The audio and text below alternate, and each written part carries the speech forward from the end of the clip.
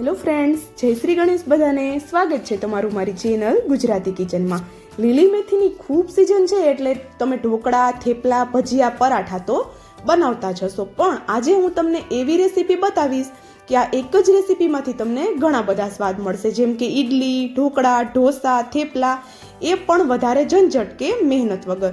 તો ઝટપટ બની જાય છે, એ પણ 1 ચમચી તેલથી. તો જ્યારે પણ કંઈક ચટપટું ખાવાની ઈચ્છા થાય, વધારે મહેનત ન કરવી હોય, તો આ રેસીપી ચોક્કસથી ટ્રાય કરી શકો છો. તો ચાલો બનાવવાનું શરૂ કરીએ. તો એના માટે સૌપ્રથમ આપણે એક મિક્સિંગ બાઉલ લીધેલું છે. મિક્સિંગ બાઉલમાં આપણે અડધો કપ જેટલો ઘઉંનો લોટ એડ કરેલો છે. તો નોર્મલ આપણા ઘરમાં જે રોટલી માટેનો લોટ હોય છે એ જ લોટનો મેં ઉપયોગ કરેલો છે. તો સાથે જ આપણો નાસ્તો છે એને એકદમ ઉપરથી ક્રિસ્પી અને એનો કલર પણ એકદમ જોરદાર આવે, અને આપણે જે ઘઉંનો લોટ એડ કરેલો છે એનો ટેસ્ટ પણ ન આવે એના માટે આપણે અહીંયા અડધા કપથી ઓછો રવો એડ કરેલો છે. તમે અડધો કપ પણ એડ કરી શકો છો, ખૂબ સરસ એવો ટેસ્ટ આવે છે. સાથે જ અહીંયા 2 ચમચી જેટલો બાજરીનો લોટ એડ કરેલો છે. મેથીનો ઉપયોગ કરવાના છીએ આપણે, તો મેથી સાથે બાજરીના લોટનું એકદમ જોરદાર કોમ્બિનેશન બને છે. તો એના માટે આપણે 2 ચમચી જેટલો માત્ર બાજરીનો લોટ લીધેલો છે. જો તમારે એડ કરવો હોય તો એડ કરી શકો છો, અને જો અવેલેબલ ન હોય તો તમે સ્કીપ પણ કરી શકો છો. તો બાજરીના લોટની જગ્યાએ 2 ચમચી જેટલો આપણે બેસન એડ કરી દેવાનો છે. તો હવે આ બધા લોટ છે એને સરસ એવા એક વખત મિક્સ કરી દઈએ અને એને સાઈડમાં રાખી દઈએ. ત્યાં સુધીમાં આપણે બીજી એક નાનકડી પ્રોસેસ જે કરવાની છે એ પ્રોસેસ કરી લઈએ. તો અહીંયા આપણે આ લોટને સાઈડમાં રાખી અને એક ચોપર લીધેલું છે. તમે હાથની મદદથી પણ શાકભાજીને ઝીણા ઝીણા કટ કરી શકો છો, પણ એકદમ ફાઇન કટ કરવાનું છે. શાકભાજીમાં અત્યારે આપણે એક નાનો ટુકડો કાકડીનો, એક લીલી ડુંગળી નાની સાઈઝની, એક નાનો ટુકડો આદુનો, એક મરચું, એક નાનો ટુકડો એવો ગાજરનો અને એક નાનો ટુકડો સાથે જ અહીંયા આપણે મૂળાનો લીધેલો છે. તમારી ઘરે જે પણ શાકભાજી અવેલેબલ હોય એનો ઉપયોગ તમે કરી શકો છો. તો અત્યારે સિઝન છે એટલે આ બધા શાકભાજી છે માર્કેટમાં એકદમ સરસ એવા મળે છે. તો આપણે ખૂબ પ્રમાણમાં શાકભાજીનો ઉપયોગ કરીને રેસીપી બનાવશું તો હેલ્ધી પણ બનશે અને સાથે ખાવામાં ટેસ્ટી તો બનશે જ. તો જોઈ શકો છો તમે, આપણે ચોપરની મદદથી બધા શાકભાજી છે એને એકદમ ફાઇન એવું ચોપ કરી લીધેલું છે. તો જો એક વાતનું ખાસ ધ્યાન રાખશું કે બધા શાકભાજીને એકદમ ઝીણું ચોપ કરવાનું છે. આપણે એના વધારે મોટા ટુકડા ન રહેવા જોઈએ.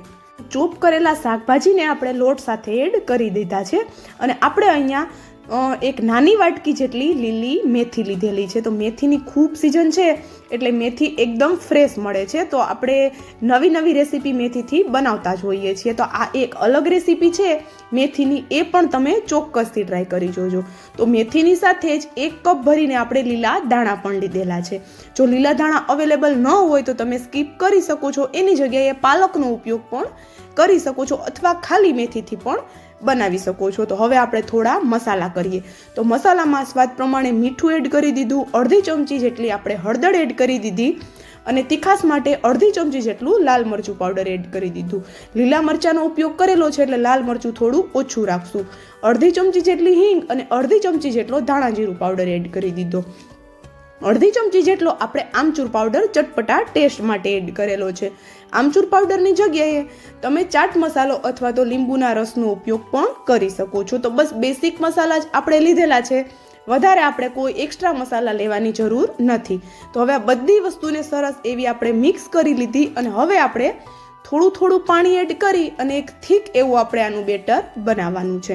તો જો શરૂઆતમાં પાણી વધી ન જાય એ વાતનું ધ્યાન રાખવાનું છે, કારણ કે આ નાસ્તો બનાવવા માટે આપણે એક થીક એવા બેટરની જરૂર પડે છે. તો જો અહીંયા આપણે થોડું પાણી જેમ જરૂર લાગશે એમ એડ કરતા જશું, અને લોટના કોઈ ગાંઠા ન રહી જાય એ રીતનું એક બેટર બનાવી લેવાનું છે. તો તમે વિડીયોમાં જોઈ શકતા હશો કે હું થોડું પાણી એડ કરતી જાઉં છું અને બેટરને મિક્સ કરતી જાઉં છું. તો ક્યારેક કેવું થતું હોય છે કે આપણે સાંજના રસોઈ બનાવવાની પણ આળસ થતી હોય છે, કંઈક ચટપટું પણ ખાવું હોય છે, તો ત્યારે તમે આ રેસીપી ચોક્કસથી ટ્રાય કરી શકો છો. એકદમ ઝટપટ બની જાય છે, વધારે મહેનત પણ નથી કરવાની. તો તમે જોઈ શકો છો એક ઘટ એવું આપણે આનું બેટર બનાવી લીધેલું છે. બેટર આપણું રેડી છે. તો હવે આપણે એમાં એક તડકો કરીએ. તો તડકા માટે આપણે અહીંયા એક તડકા પેન લીધેલું છે, ને એમાં આપણે 1 ચમચી જેટલું સિંગ તેલ એડ કરેલું છે. તમારા ઘરમાં જે પણ તેલ ખવાય છે એનો ઉપયોગ તમે કરી શકો છો. તેલ છે એને સરસ એવું આપણે ગરમ થવા દેવાનું છે. તેલ આપણું છે અહીંયા સરસ એવું ગરમ થઈ ગયું છે. તમે જોઈ શકો છો એકદમ સરસ એવો ધુમાડો નીકળે છે. તો એમાં અડધી ચમચી જેટલી અડદની દાળ, અડધી ચમચી જેટલી ચણાની દાળ એડ કરીએ અને સાથે ઝીણું કટ કરેલું લસણ 1 ચમચી જેટલું એડ કરવાનું છે. લીલું લસણ અવેલેબલ હોય તો એનો ખૂબ જ સરસ એવો ટેસ્ટ આવે છે, પણ મારી પાસે અત્યારે અવેલેબલ નથી.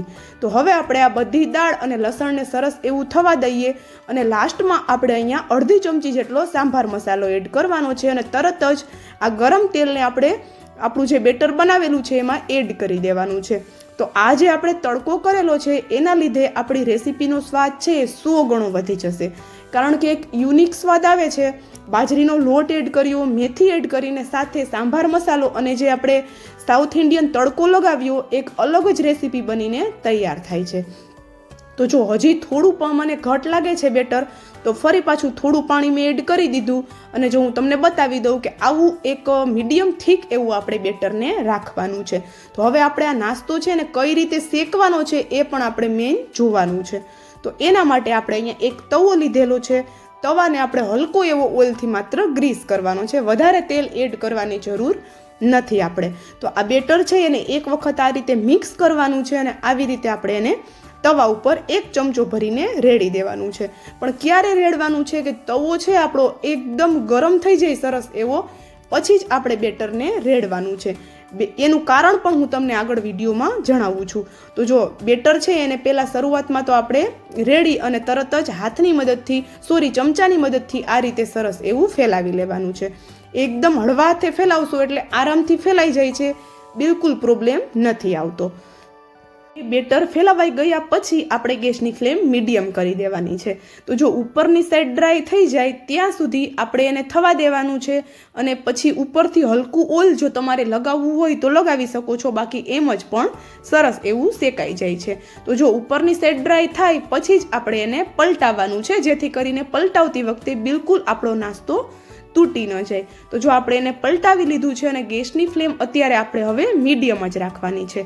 તો જો બંને સાઈડથી સરસ એવો નાસ્તાને શેકી લેવાનો છે અને શરૂઆતમાં તવો છે એને એકદમ સરસ એવો ગરમ કરી અને પછી જ આપણે બેટર રેડવાનું કારણ એ છે કે જો તવો સરસ એવો ગરમ હશે અને એની ઉપર આપણે બેટર રેડશું એટલે બેટર છે એ એકદમ જાળીદાર થઈ જશે અને જાળીદાર થશે એટલે અંદર સુધી પ્રોપર કૂક થઈ જશે અને બિલકુલ આપને ઘઉંના લોટનો કાચો ટેસ્ટ નહીં આવે. તો જો સેમ એ જ રીતે બીજો નાસ્તો છે એ પણ હું તમને બનાવીને બતાવી દઉં છું. અને હા, જો તમે અત્યાર સુધીનો વિડીયો જોઈ લીધો હોય અને એમાં તમને જો થોડી પણ કંઈક મારી મહેનત પસંદ આવી હોય તો પ્લીઝ વિડીયોને એક લાઈક અને જો ચેનલ પર નવા હોય ને તો જલ્દીથી ચેનલને સબસ્ક્રાઈબ કરી દેજો અને સાથે જ મને કોમેન્ટ કરીને પણ જરૂરથી જણાવજો કે તમને મારો આ એકદમ યુનિકવાળા નાસ્તાની રેસીપી કેવી લાગી. તો જો બીજો બેચ છે આપણો એ પણ સરસ એવો શેકાઈ ગયો છે અને આ નાસ્તાને તમે કેચઅપ સાથે કે પછી ખજૂર આંબલીની ચટણી સાથે કે પછી ચા સાથે કે પછી એમ જ પણ ખાશો તો ખાવામાં ખૂબ જ ટેસ્ટી લાગે છે અને દહીં સાથે પણ જોરદાર લાગે છે. તો થેપલા પરાઠા તો વારંવાર બનાવતા જશો, તો એકવાર આ યુનિક એવા નાસ્તાની રેસીપી ટ્રાય કરજો. તમારી ઘરે નાના મોટા બધાને ખૂબ જ પસંદ આવશે. તો ચાલો મળશું હવે આવા જ એક નવા વિડીયો સાથે. ત્યાં સુધી જય Shri Ganesh and thank you for watching.